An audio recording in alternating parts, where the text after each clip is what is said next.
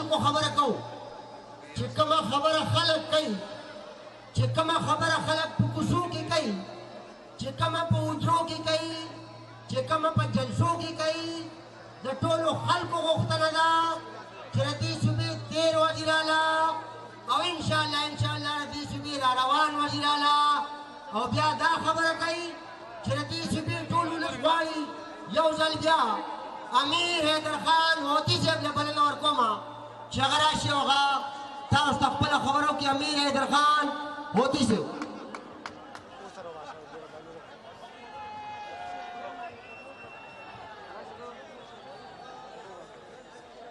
بسم اللہ الرحمن الرحیم.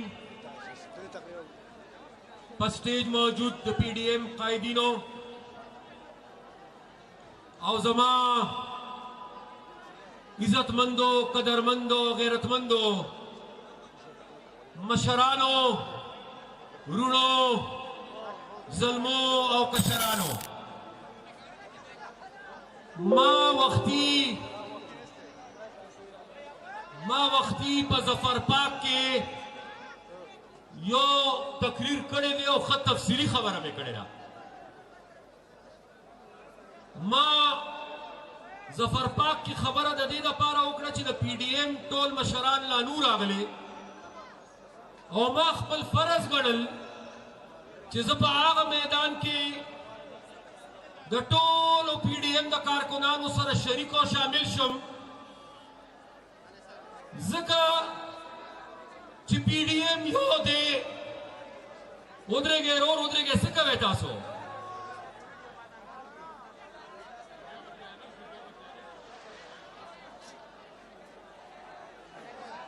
لایټ تاسو د چا نه لایټ غواړئ؟ د عمران خان نه لایټ غواړئ؟ تاسو د دغه سلیکټډ نه لایټ غواړئ؟ دا چې په موږ یې مسلط کړی دی د دغه نه لایټ غواړئ؟ دا چې نااهله او ناکامه دی تاسو د هغه نه لایټ غواړئ؟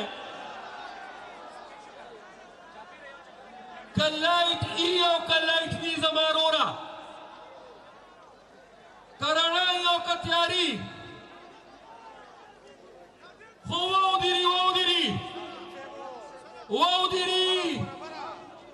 دې دې موري او چې چا راوستلي هغې دې موري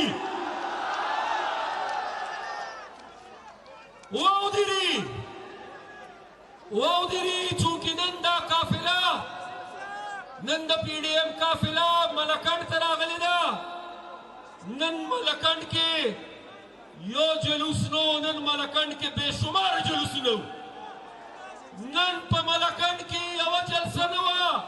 نن په ملکنډ کې بې شماره جلسې وشوې او د هر جلوس او د هر جلسې د هر سپینګیري د هر ځوان د هر کشر د هر بچي د پښتونخوا د ملکنډ د ولس یو اواز دی، یو اواز او واودري چې نه منو عمران خان، نه منو عمران خان، نه منو عمران خان، نه منو په الیکشن کې غلا، نه منو د ووټ غلا. مونږ به دا تحریک جاری ساتو به دا تحریک جاری که نه؟ دا دویم تقریر مې د دې لپاره وکړه چې بیا دا څوک ونه وایي چې نیشنلیان پکې وو، چې بیا دا څوک ونه وایي چې ایم پي پکې نه وه. نو ځکه رالم دې سټیج ته چې برملا دا ووایم چې څو پورې مدې واپس کور ته نه دی لېږلې، موږ به په پی ډي ایم کې ټول شریک خپله ستړې او خپل جدوجهد جاري ساتو انشاءالله. او له خیره د ملکنډ ولسه چې څومره م یې چې هره جنډه په لاس کې ده، هره ټوپۍ په سر ده، خو چې د ملکنډ پښتانه یې نو دومره به ووایم چې دې ملکنډ دے ملکن طول عمر په هر تحریک کې نمایه کردار ادا کړی دی دے ملکن ډیویژن چې زه وایم نو ګورې زه د شانګلې نه واره تر د چترال پورې ملکن ټولو له سیانومه ملکن د جمهوریت دپاره قرباني کړې ده ملکن په پاکستان کې د امن دپاره د ټولو نه لویه قرباني د ملکن ولس ورکړې ده او زه یې په خپله ګواهي کوم نو لہذا خبر راته په دې راغونډومه وختي ملته وویې چې رورا اوس دواړه نشي بچ کېدی 2.5 کاله کې چې دې نااهله حکومت دې نالیکه حکومت د دې ملک ته تباهي وکړه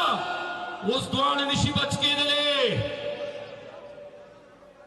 اوس به یا ملک بچ گئی او یا به عمران بچ گئی یا وہ ملک بچ گئی یا وہ عمران بچ گئی نو نورانی سے فیصلہ کړی ده چې ملک بچ گئی ڈاکٹر مالک سے فیصلہ کړی ده ملک بچ گئی آفتاب شیرپاو سے فیصلہ کړی ده ملک بچ گئی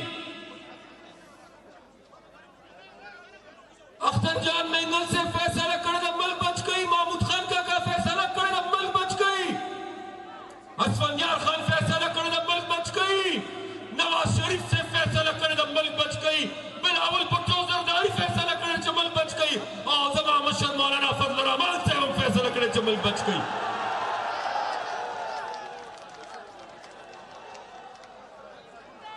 نو دې ټولو فیصلہ کړی چې ملک بچ گئی او تاسو هم دا فیصله کړې ده چې ملک بچ کوئ که نه نو اوس دې دا نور خپله فیصله وکړي نور خو پېژنې که نه اوس دې نور خپله فیصله وکړي چې عمران بچ کوي او که ملک بچ کوي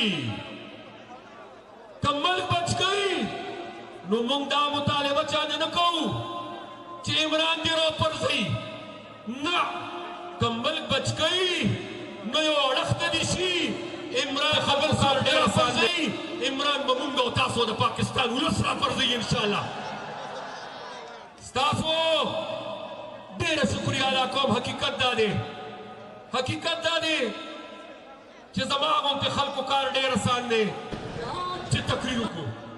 خو حقیقت دا دی چې په دې تحریک کې نن د ټولو نمایه کردار چې کوم دی دا د پارټۍ د کارکنانو دی د هرې پارټۍ د کارکنانو دی نو لہذا زه نن د هرې پارټۍ کارکن ته سلام پیش کوم او د ملکن ولس ته هم سلام پیش کوم هم ورته خراج تحسین پیش کوم ډېره مهرباني الله هم خوشحاله آباد لره